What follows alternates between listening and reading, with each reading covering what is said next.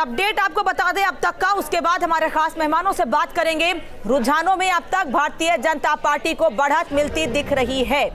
4 सीटों पर BJP, 1 seat पर समाजवादी पार्टी और 1 सीट पर बहुजन समाज पार्टी आगे है। देवरिया सदर, टुंडला, उन्नाव में भारतीय जनता पार्टी आगे है। देवरिया सदर, टुंडला और उन्नाव की बांगरमऊ सीट पर भारतीय जनता पार्टी फिलहाल आगे चल रही है। 7 सीटों के रुझान आ गए हैं, जिनमें 4 सीटों पर भारतीय जनता पार्टी को बढ़त मिली है, जबकि सपा, समाजवादी पार्टी और बहुजन समाज पार्टी को 1 सीट पर आगे जीत मिली, अभी तक बढ़त मिलती दिख रही है। 1 सीट पर निर्दलीय को बढ़त है। कांग्रेस का अभी तक खाता भी नहीं खुल सका है, लेकिन कांग्रेस का यह लगातार कहना है कि हम लड़ाई लड़ रहे हैं और जनता की लड़ाई हम आगे भी लड़ते रहेंगे। अभी हम सड़कों पर उतरे हैं, चुनाव आने पर हम जनता के बीच मैसेज भी पहुंचाएंगे कि पार्टी किस तरीके से जनता के लिए काम करेगी और वर्तमान सरकार ने जनता के लिए क्या नहीं किया है जो कांग्रेस करेगी। ये मैसेज हम जनता तक चुनाव में पहुंचाएंगे। 2022 के उत्तर प्रदेश उपचुनाव को लेकर समाजवादी पार्टी कई सीटों पर जीत का दावा कर रही है। भरोसा है, जिस तरीके से लोगों में गुस्सा था सरकार के खिलाफ, योगी जी के खिलाफ, किसानों में, बेरोजगार नौजवानों में, वो गुस्सा देखने को मिलेगा। समाजवादी पार्टी कई भारतीय जनता पार्टी की सीटें छीनेगी। और खास मेहमान लगातार हमारे साथ जुड़े हैं, वरिष्ठ पत्रकार अशोक पांडे, भारतीय जनता पार्टी के प्रवक्ता उबैदुल्ला नासिर, कांग्रेस के प्रवक्ता और समाजवादी पार्टी के प्रवक्ता के एन पांडे हमारे साथ हैं। के एन पांडे जी, 1 सीट आपकी थी और 1 ही सीट पर आप फिलहाल बढ़त बनाए हुए हैं। क्या उसी 1 सीट को जीतने की मंशा से मैदान में उतरे थे क्या?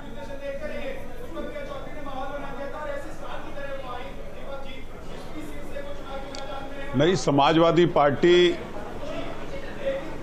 जनता के मुद्दों को लेकर के 7 सीटों पर पूरे मजबूती के साथ लड़ने का काम किया। हाँ। और पूरा भरोसा है 1 सीट नहीं, इससे ज्यादा सीट समाजवादी पार्टी जीतेगी। अभी शुरुआती रुझान है, 2 घंटे की काउंटिंग हुई है और अभी 4 घंटे की काउंटिंग लगभग बाकी है। कहीं 3 राउंड, कहीं 4 राउंड, कहीं 2 राउंड की गिनती हो पाई है।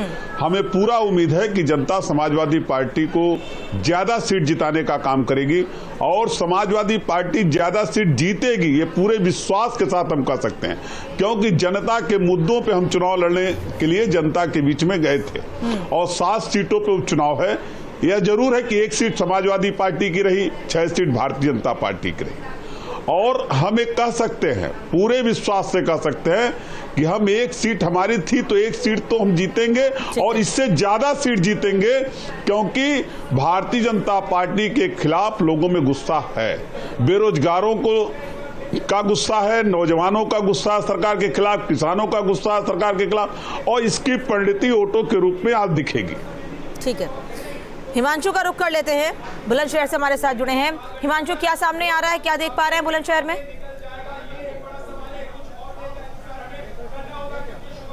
देखिए, जो उपचुनाव बुलंदशहर सदर सीट पर हो रहा है उसके अभी 2 ही राउंडों के नतीजे सामने आ पाए हैं। मतगणना लगातार जारी है। जो 2 राउंड की अब तक फाइनल आया है उसमें ऊषा सिरोही जो कि 1820 मतों के साथ आगे चल रही है, यानी कि बीजेपी ने शुरुआत से ही बढ़त यहां पर बना ली है। और दूसरे नंबर की बात करें तो दूसरे नंबर पर बसपा प्रत्याशी हाजी यूनिस हैं जो कि पीछे चल रहे हैं, और तीसरे नंबर पर कांग्रेस, चौथे नंबर पर गठबंधन यानी कि समाजवादी पार्टी और आरएलडी का जो गठबंधन था वो चौथे नंबर पर है। और लगातार जो काउंटिंग का दौर है वो लगातार जारी है। ईवीएम की काउंटिंग चल रही है, लेकिन थोड़ी देरी जरूर हो रही है यहाँ पर, और जगहों पर 3 से 4 राउंड पूरे हो चुके हैं। लेकिन बुलंदशहर सदर सीट पर जो नवीन मंडी है, जो काउंटिंग चल रही है, वहां पर अभी तीसरे राउंड का जो पर्चा है वो आना बाकी है। वो देखना बेहद अहम रहने वाला है। हालांकि ये जो मतगणना है अभी काफी लंबी चलने वाली है और अगला जो 1 घंटा रहने वाला है वो बहुत क्रूशल रहने वाला है। उसके अंदर काफी हद तक स्थिति स्पष्ट हो जाएगी। अगर ऊषा सिरोही ने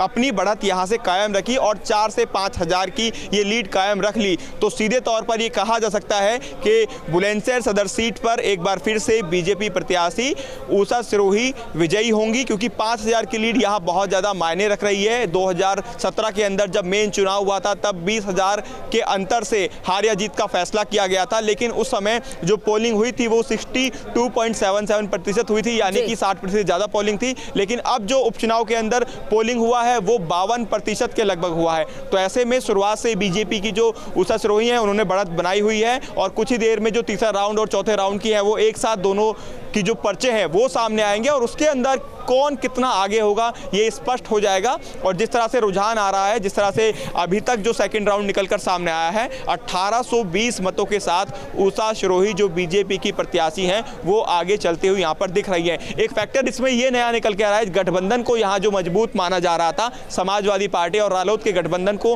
वो बहुत कमजोर, उसको हम दूसरे नंबर या तीसरे नंबर पर आंक रहे थे, वो चौथे नंबर पर पहुंचा हुआ है। उनको अगर वोट की बात करें तो लगभग 500 वोट ही उनको मिल पाए हैं अब तक। तो ये एक फैक्टर है, और यही वजह रही है कि शायद एक बार फिर से बीजेपी पर प्रत्याशी जो यहाँ के वोटर हैं उन्होंने भरोसा जताया है। और हालांकि ये भी कहा गया था कि बीजेपी के बहुत से वोटर हैं जिन्होंने वोट नहीं दिया, 10 से 15,000 ऐसे वोटर थे जो वोट डालने नहीं गए थे, बावजूद उसके जो उषा सिरोही हैं वो बढ़त बनाए हुए हैं। 1820 मतों से फिलहाल आगे चल रही हैं। तीसरा राउंड जैसे ही आएगा आपको अपडेट किया जाएगा, लेकिन यहाँ के जो बीजेपी के उनके साथ के जो एजेंट हैं उनमें अभी से खुशी की लहर दौड़ पड़ी है, और ये बताया जा रहा है कि बाहर भी जो बीजेपी के कार्यकर्ता हैं और जो लोग हैं वो जुटना शुरू हो गए हैं। हालांकि धारा 144 लगी हुई है, सीधे ये सख्त निर्देश दिए गए हैं, कोई भी ढोल धमाका या फिर जो विजय होने के बाद जो जुलूस निकाला जाता है वो निकाला नहीं जाएगा। तो उसको लेकर भी प्रशासन अलर्ट है, भारी संख्या में पुलिस फोर्स यहाँ लगाई गई है, और बीजेपी की तरफ रुझान फिलहाल बुलंदशहर सदर सीट का जाता हुआ नजर आ रहा है। जी ठीक है, हिमांशु बने रहिए। उमाकांत सर, आपने पूरी बात सुनी है हिमांशु की। बुलंदशहर की जो सीट है वो मुस्लिम और दलित बाहुल्य कही जाती है। ये कहा जा रहा था कि यहाँ उषा सिरोही यानी भारतीय जनता पार्टी और बीएसपी के हाजी यूनुस के बीच टक्कर तो होगी, लेकिन खेल बिगाड़ने का काम आरएलडी और समाजवादी पार्टी का गठबंधन भी करेगा। क्या समझ पाते हैं आप इससे? क्योंकि आरएलडी और समाजवादी पार्टी का गठबंधन 2017 में भी था, तब भी हारे थे। दोनों पार्टियों के वोट मिलकर भी अपने प्रत्याशी को जिता नहीं पाते हैं। देखिए, एक बात है कि सामाजिक समीकरणों की एक अहम भूमिका चुनाव के दौरान होती है, चाहे वो आम चुनाव हो या विधानसभा का चुनाव हो या पंचायत का चुनाव हो। और मुझे लग रहा है बुलंदशहर की जो सीट है बड़ा इंटरेस्टिंग है कि वहाँ चेतन चौहान साहब जो मंत्री थे योगी सरकार में, उनके निधन से खाली हुई है। सर वो अमरोहा की सीट है, नौगांव, सादात नौगांव की।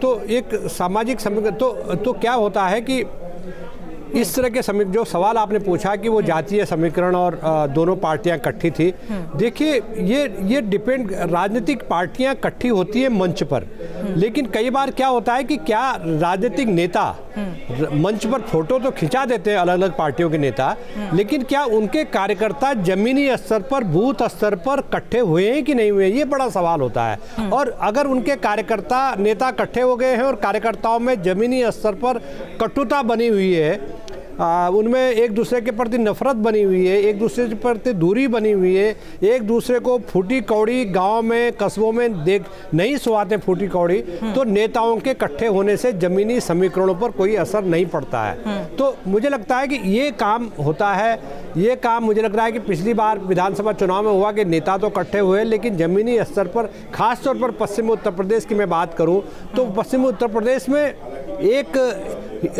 कम्युनल पोलराइजेशन हुआ है पिछले कुछ सालों में, हिंदू वर्सेस मुस्लिम्स। अब हिंदू मुस्लिम्स में क्या होता है कि ग्रास रूट लेवल पर जिन लोगों को वहीं रहना है वो नेताओं के कहने से काम नहीं करते हैं। वो तो चूंकि उनको उसी गांव में रहना है, उसी समाज के बीच रहना, उसी एक कम्युनल पोलराइजेशन में उनको जिंदा रहना है, तो निश्चित रूप से जब वो वोट डालने जाते हैं तो उनके दिमाग में ये बात जरूर रहती है कि देखिए ये लोग दूसरे धर्म के लोग हैं, ये हम पर हावी हो रहे हैं, ये अगर ये जीत गए तो हमको ये जीने नहीं देंगे। तो वो अल्टीमेटली क्या होता है कि धर्म के नाम पर वो वोट डालना शुरू कर देते हैं। वो नहीं चाहते वोट डालना, लेकिन उनकी एक मजबूरी बन जाती है कि उनको वहाँ जीना है, मरना है। तो वो एक चीज़ ये होती है, ये इंटरेस्टिंग होती है। तो इसलिए अगर 2017 के चुनाव में, विधानसभा चुनाव में एक साथ होने के बाद भी कोई समीकरण, कोई वोट परसेंटेज आपके हक में नहीं आया, तो ये सारे चीज समीकरण ग्रास रूट लेवल पर काम करते हैं। ये मेरा मानना है। सर, बुलंदशहर को लेके मैं के.एन. पांडे जी से सवाल करूंगी। पांडे जी, अगर आप के.एन. पांडे जी, अगर आप तक मेरी आवाज पहुंच रही है, आपने आरएलडी के साथ मिलकर चुनाव लड़ा, या ये मैं यूं कहूं कि आपने समर्थन दिया उनके प्रत्याशी को, तो भी शायद गलत नहीं होगा। 2017 में भी ऐसा ही था। हमें लगा था कि शायद आप टक्कर तो देंगे ही, फाइट में तो रहेंगे ही, लेकिन काफी अंतर है। केवल 500 वोट मिल सके हैं आपको, 1820 वोट से आगे हैं उषा सिरोही।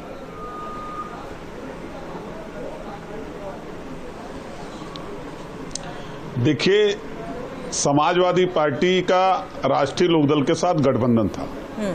यूपी के 7 विधानसभा सीटों पे जो उपचुनाव हो रहा है उसमें एक सीट हम लोगों ने बुलंदशहर की राष्ट्रीय लोकदल को दिया था। और अभी केवल आपके रिपोर्टर ने बताया कि 2 राउंड की मतगणना हो पाई है। थोड़ा इंतजार करने की जरूरत है और हमें पूरा उम्मीद है कि बुलंदशहर में राष्ट्रीय लोकदल और समाजवादी पार्टी बेहतर करेगी और बेहतर परिणाम आएंगे। नहीं, बेहतर क्या? 500 से 1000 वोट, 1500 वोट या जीत?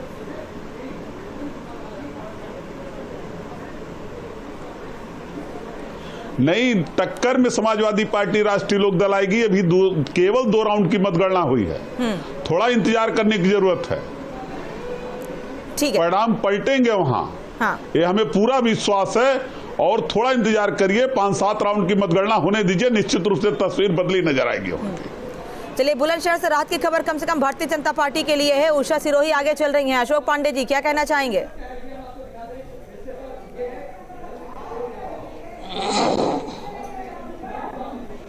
देखिए, निश्चित तौर पे अभी मतगणना होने दीजिए। परिणाम भारतीय जनता पार्टी के रूप में ही सुखद होंगे। आपको ईमानदारी के साथ मैं आपसे कहना चाहता हूँ। अशोक पांडे जी, मैंने पहले भी आपसे सवाल किया था, आपने इसका जवाब नहीं दिया था, तो मैंने दूसरे गेस्ट से सवाल किया था। मैं फिर आपसे सवाल कर रही हूँ कि अभी कई चैनल्स हैं जहां पर एनडीए को आगे दिखाया जा रहा है। अगर उमाकांत सर, लगातार मैं भी देख रही हूं सामने कि फिलहाल एनडीए आगे चल रही है, ये रुझान ही है। आप कह रहे हैं नतीजों पर विश्वास करेंगे, तो बिहार को लेकर क्या कहना चाहेंगे? जवाब इस पर आपने पहले भी नहीं दिया था, आप कुछ कह दीजिए। वहां भी भरोसा नहीं है अभी, क्या रुझान में आगे हैं? देखिए, बिहार में नीतीश कुमार जी का काम निश्चित तौर पे लोगों को याद है। जिस तरह से कानून व्यवस्था ठीक हुई, शराबबंदी हुई, जिस तरह से सड़कों का निर्माण हुआ, अपहरण उद्योग, कानून व्यवस्था ठीक हुई बिहार की, और शिक्षा व्यवस्था, स्वास्थ्य व्यवस्था, बिहार में उन्नति, शिक्षा व्यवस्था, विकास हुआ है। शिक्षा व्यवस्था, जिस तरह से, अरे पांडे जी बात तो सुनिए। शिक्षा व्यवस्था, सर सुन रही हूँ, मेरी बात तो सुन लीजिए प्लीज। हाँ। जिस तरह से चारा विद्यालय चल रहा था, जिस तरह से बेचारा विद्यालय चल रहा था, बालिका गृह कांड कहाँ का है? चल रहा था, जिस तरह बालिका गृह मामला, सड़कें टूटी हुई थी, हाँ। जिस तरह से शराब की देखिए जिन जगहों पे इस तरह का कांड हुआ, निश्चित तौर पे उसके खिलाफ कार्रवाई हुई है और अपराधी दंडित भी किए गए हैं। इसमें कोई उस मामले में मंजू देवी का नाम आया। हमें यूपी की बात करनी है, लेकिन आप जिस बात पर मैं बात कर रही हूँ, आपको साफ थोड़ा सा करेक्ट भी कर दूं। जिन मंजू देवी का नाम आया था उनको मंत्री पद से हटा दिया गया था, लेकिन टिकट फिर से उनको दिया गया, और आप कह रहे हैं कार्रवाई की गई। की होगी ब्रजेश ठाकुर पर कार्रवाई आपने, मंजू देवी को टिकट फिर से दिया, क्यों? क्योंकि उनका नाम तो आया था, उनके पति का नाम भी आया था।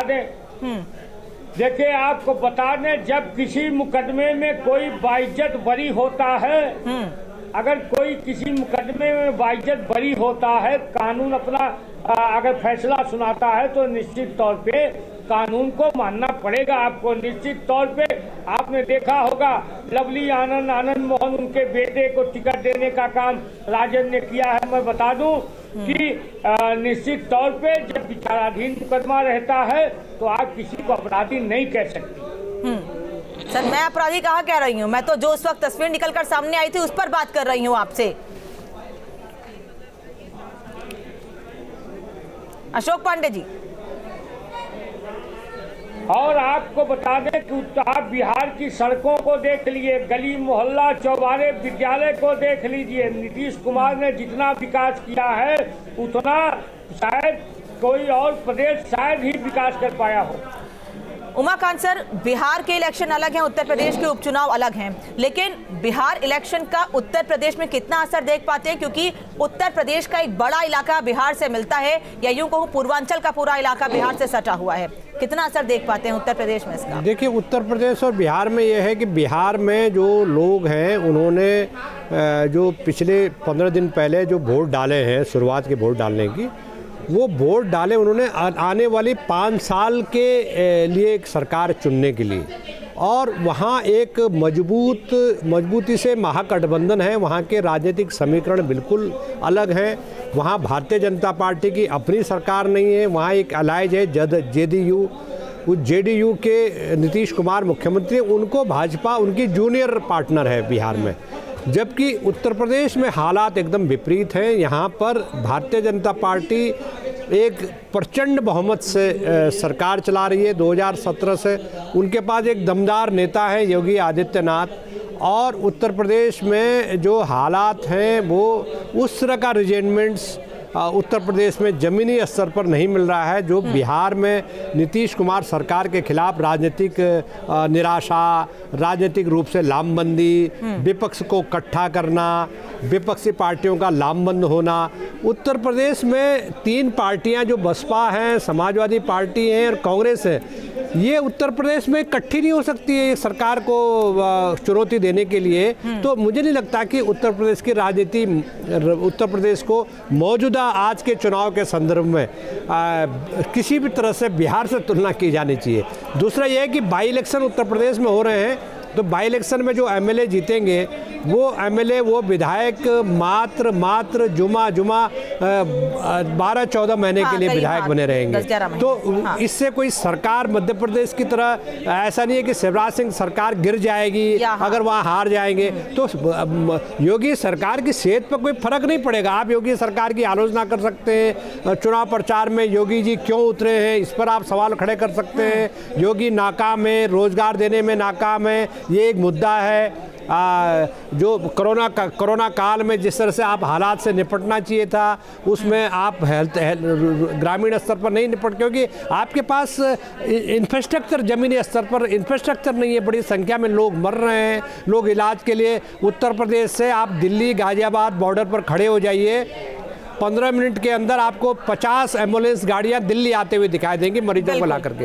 ये इसलिए आ रही है कि उत्तर प्रदेश में आपका इंफ्रास्ट्रक्चर ही नहीं है। तो दिल्ली बड़े बड़े अस्पताल हैं, गुड़गांव है, मेदांता, बाकी अस्पताल है, वहाँ आपको लोगों को ले जाना पड़ता है। तो आपके जो फेलियर्स हैं हेल्थ के लेवल पर, रोजगार के लेवल पर, स्वास्थ्य के मुद्दों पर, शिक्षा के सवाल पर, ये जो और पलायन हो रहा है उत्तर प्रदेश से बड़े पैमाने पर, बिहार से पलायन हो रहा है। तो मुझे लग रहा है कि ये जो रोजी रोटी के जो सवाल है, ये वक्त आ गया है कि अब लोग ये मंदिर, मस्जिद, धर्म के सवालों को छोड़ करके रोजी रोटी, रोजगार, शिक्षा, स्वास्थ्य पर बात करें। तो मैं तो उस दिन की इंतजार कर रहा हूँ एज ए रिपोर्टर होने के नाते कि लोगों की जिंदगी जो बेहतर बननी है वो बेहतर रोजी रोटी, रोजगार, शिक्षा, सेहत की वजह से ये पैमाना होता है विकास का।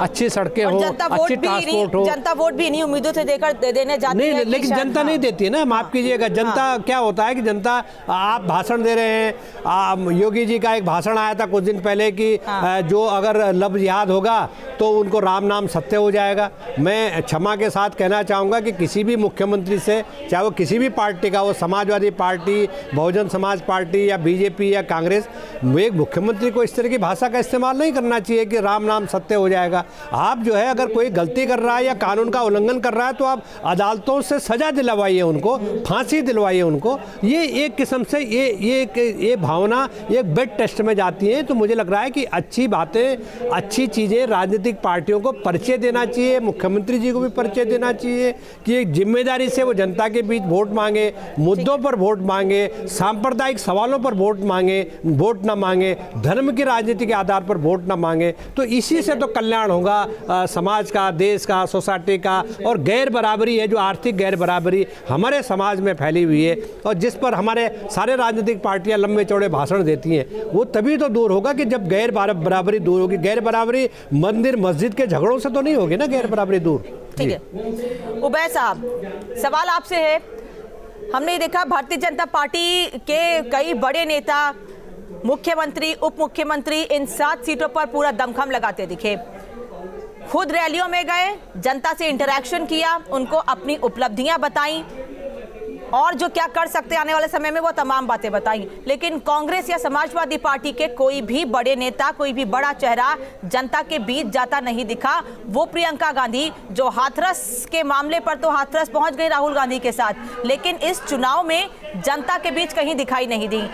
आपका कोई एजेंडा नहीं है, कोई रणनीति नहीं है, क्या वजह थी कि एक भी रैली इस उपचुनाव के लिए नहीं की गई, या उतने इंपॉर्टेंट नहीं थे ये उपचुनाव कांग्रेस के लिए? नहीं, हमारे लिए चुनाव बहुत इंपॉर्टेंट थे और हमने हर सीट पर लड़ाई भी लड़ी।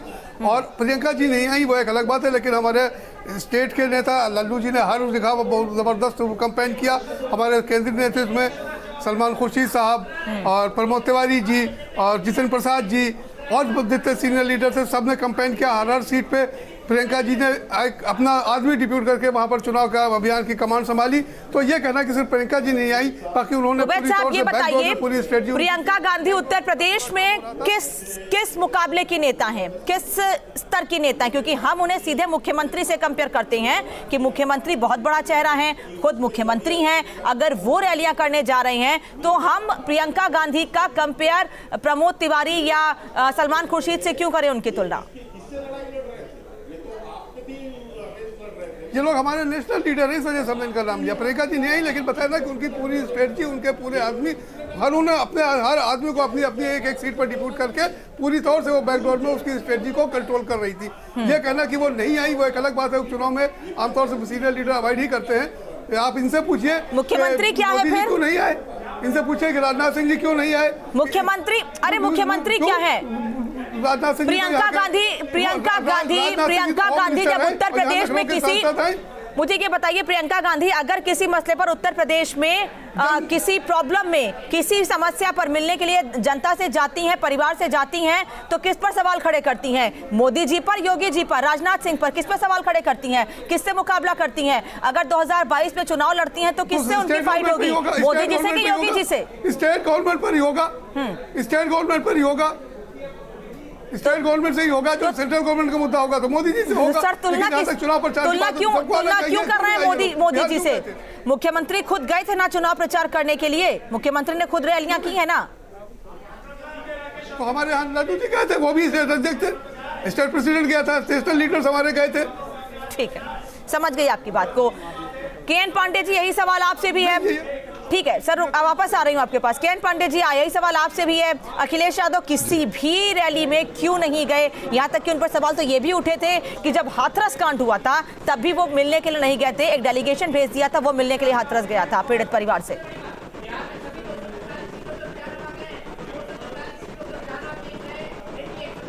देखिए, हाथरस की घटना जब हुई थी तो आदरणीय राष्ट्रीय अध्यक्ष जी उत्तर प्रदेश में नहीं थे। और केवल हाथरस नहीं, उत्तर प्रदेश के तमाम घटनाओं पे हमारी, और केवल हाथरस नहीं, उत्तर प्रदेश के अंदर तमाम घटनाओं पे हमारी पार्टी का डेलीगेशन गया, लोगों से मिला, उनके दुख दर्द को समझने का काम किया। और कई जगह तो ऐसे हुए कि जहां समाजवादी पार्टी का डेलीगेशन जाना चाहता था, उत्तर प्रदेश की सरकार की प्रशासनिक व्यवस्था, पुलिस की मशीनरी, के.एन. पांडे जी, आपकी आवाज बहुत साफ हम तक नहीं पहुंच रही है। इस सवाल पर मैं आपसे जवाब लूंगी, लेकिन उमाकांत लखेड़ा सर, ये सवाल मैं आपसे भी करूंगी क्योंकि आप तमाम प्रदेशों के, यूं कहेंगे प्रदेश की राजनीति को बहुत करीब से समझते हैं, उत्तर प्रदेश को कुछ खास समझते हैं आप, तो क्या इसका असर पड़ता है कि कोई बड़ा चेहरा चुनाव प्रचार के लिए नहीं गया, इस वजह से आप पीछे हैं या हो सकता है आप हारे? देखिए, मेरा जो इन पार्टियों को करीब से देखने का और इन बाई इलेक्शंस की महत्ता को लेकर के मेरा ये कहना है कि अगर अखिलेश यादव की पार्टी ने ये तय किया होगा कि अखिलेश यादव अगर मैदान में उतरेंगे और उसको इन चुनावों को बाई इलेक्शन को प्रतिष्ठा का सवाल बनाएंगे और उसमें अगर आपके दावे कर रहे हैं कि हम जीतेंगे बाई इलेक्शन और बीजेपी को हरा देंगे, अगर आपने हराया नहीं तो इससे आपकी फिजा जनता में खराब होती है कि जनता ने आपके नेतृत्व को ठुकरा दिया है। तो इसलिए बाई इलेक्शंस में आमतौर पर बड़े नेता नहीं जाते हैं। योगी आदित्यनाथ गए हैं, मुझे बड़ा आश्चर्य हुआ है। हाँ। प्रियंका गांधी की पूरी पार्टी है, कांग्रेस पार्टी की, प्रियंका गांधी वहाँ की प्रभारी है उत्तर प्रदेश की।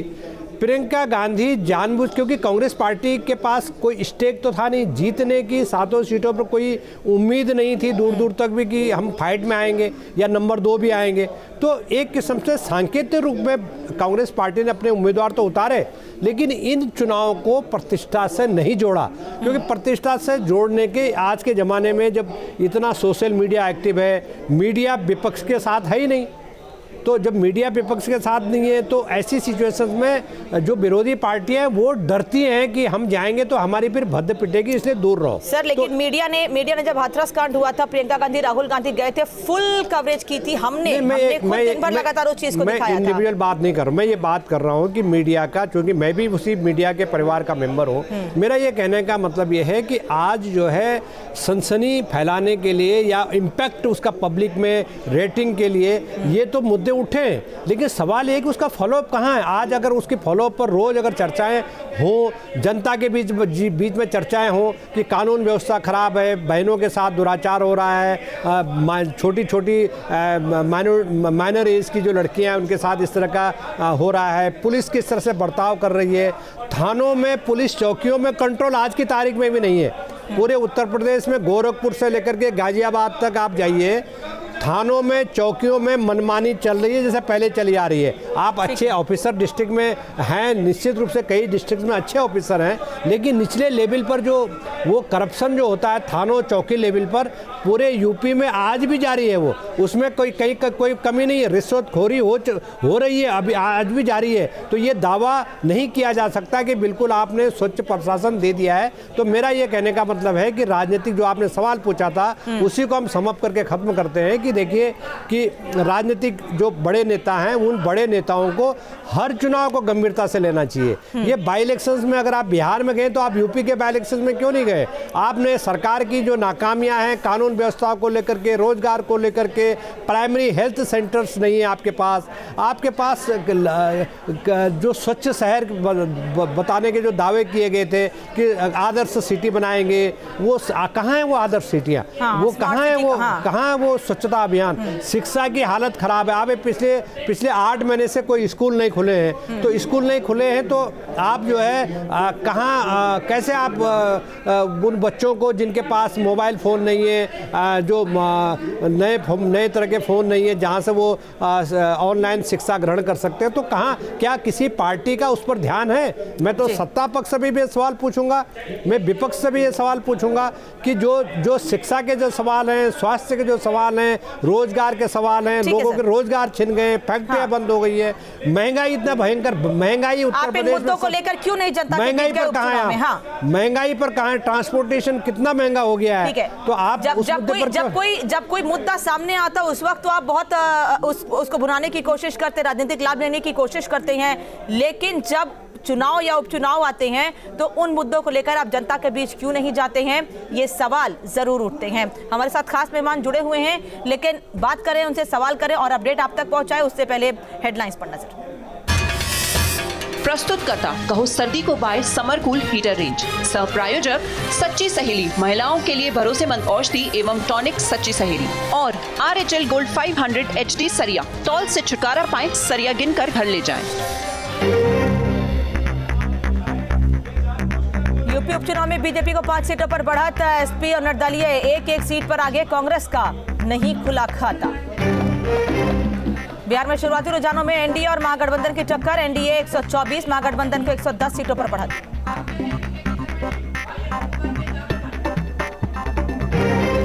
मध्य प्रदेश में बीजेपी और कांग्रेस में टक्कर, रुझानों में 17 सीटों पर आगे चल रही है बीजेपी, कांग्रेस को 10 सीटों पर बढ़त, 1 सीट पर निर्दलीय आगे। यूपी में आतिशबाजी पर सरकार की सख्ती, 15 शहरों में पटाखों पर बैन लगाने की तैयारी, एनजीटी के फैसले के बाद गृह विभाग ने तैयार की है गाइडलाइन। और गाजियाबाद में देखी पुलिसकर्मी की दबंगई, बीच चौराहे पर एक युवक को बेरहमी से पीटा, विजयनगर थाना क्षेत्र के चरण सिंह कॉलोनी की घटना।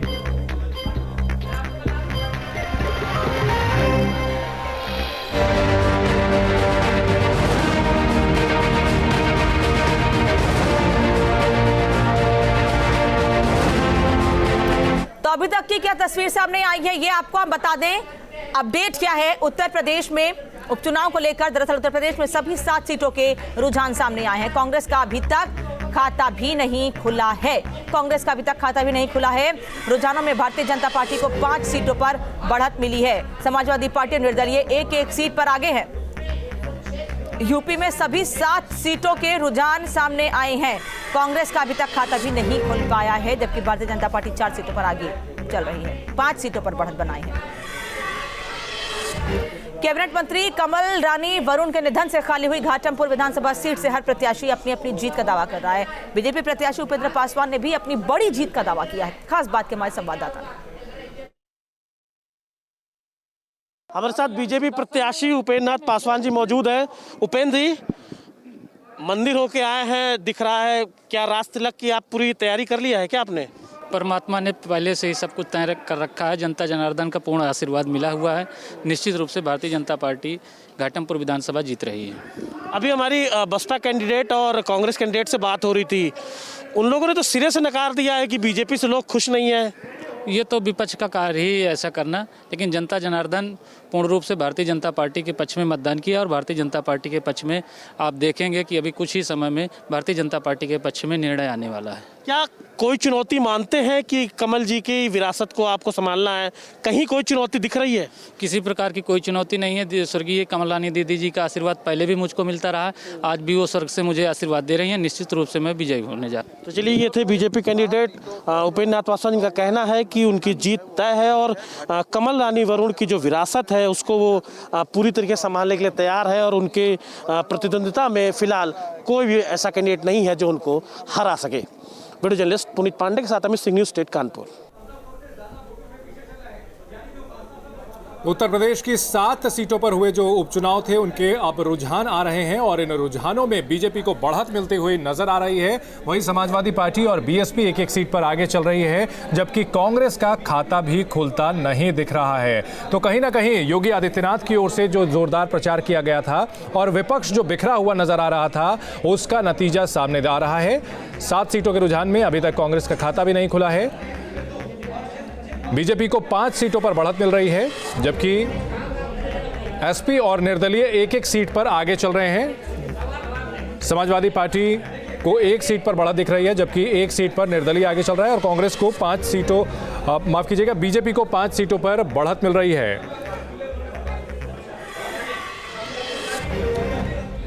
तो टुंडला में 8वें राउंड में जो अभी तक वोटिंग की गणना हुई है उसमें बीजेपी आगे चल रही है। समाजवादी पार्टी 10,510 वोट उनको मिले हैं। 8वें राउंड में भी बीजेपी उम्मीदवार आगे चल रहे हैं। बीजेपी उम्मीदवार को मिले हैं 14,747 वोट। तो टुंडला से प्रेमपाल धनगर जो बीजेपी उम्मीदवार हैं वो आगे चल रहे हैं, जबकि समाजवादी पार्टी और बीएसपी उम्मीदवार लगातार पीछे चल रहे हैं। टुंडला में बीजेपी को 14,000 से ऊपर वोट मिले हैं। प्रेमपाल धनगर बीजेपी के आगे चल रहे हैं।